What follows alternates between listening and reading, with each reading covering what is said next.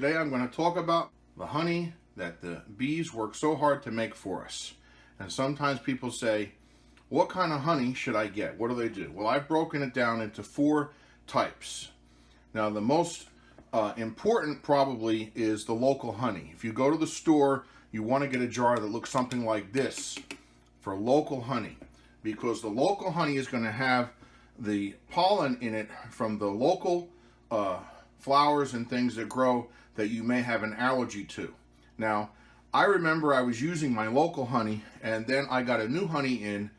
It was actually a Tupelo honey from Florida, which I thought was the sweetest until I found out the acacia is sweeter than that, in my opinion.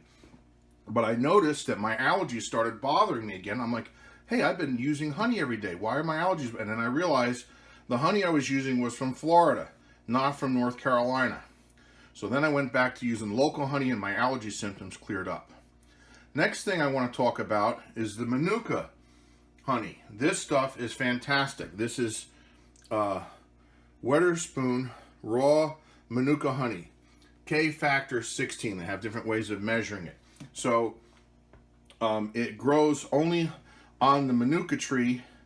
I think it's New Zealand, and the Manuka tree has the nectar from the Manuka tree has extremely powerful antiviral, antibacterial qualities in it.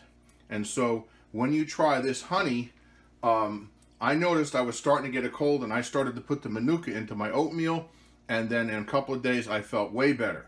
So this will help you fight off a cold if you have one. Start taking a spoon of this every day if you're trying to fight off a cold. Now, this one I call my oatmeal honey, because when I make my oatmeal, I generally put this in the oatmeal because the buckwheat has the highest mineral content of the honeys. It's also the darkest. It's very dark honey, has sort of a molasses taste to it.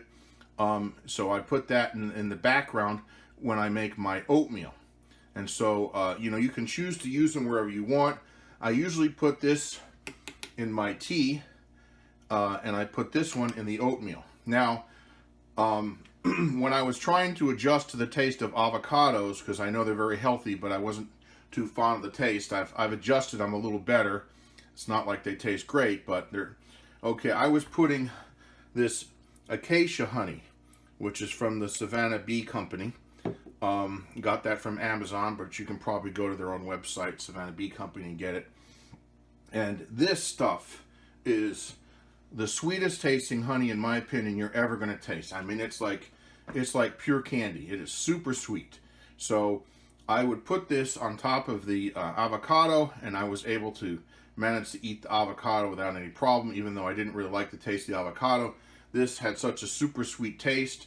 Also, if I'm making an eggnog, something like that, to put it in there. So these are 4 different types of honey categories that I've kind of narrowed down. There's a lot of different honeys out there, again, so for you, but these 4 categories you can use to pick from to help you in your selection of honey, whatever you want to do. If you want to fight an allergy, if you want to fight a cold, if you want to add some minerals to your diet, or if you want something that's just pure sweetness, this is the way to go. So honey has wonderful qualities. It's an amazing food. The scripture talks about eating. In Proverbs, it says to eat a little honey each day. It's good for your stomach.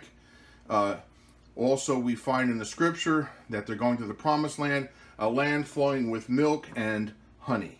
So honey is encouraged in the scripture, and John the Baptist used to eat locusts and wild honey. So we find it to be an interesting food in nature that God has provided. The bees work very hard, and it's not like you can go and eat a flower, right? So how do you consume the goodness of a flower? You see them, they're beautiful, but you can't eat them like you eat a fruit. Well, the bees go in there and they get the nectar out of the flower, and they give us the wonderful taste so it's sort of like the fruit of the flower, as it were. The nectar comes out, and this one here from the northern acacia trees in Italy is the sweetest that you can get. So I encourage you to eat a little honey every day, as the scripture says. Have your body be a place flowing with milk and honey. Lots of the health benefits from honey, so that the Lord will help you live a long time. Many of the People that live over 100 talk about honey along with garlic and some other things that they eat as something that help them live longer. So this will help you live longer, healthier, with more energy to serve the Lord, getting some time in for prayer every day to prepare yourself to enter into his kingdom. God bless you.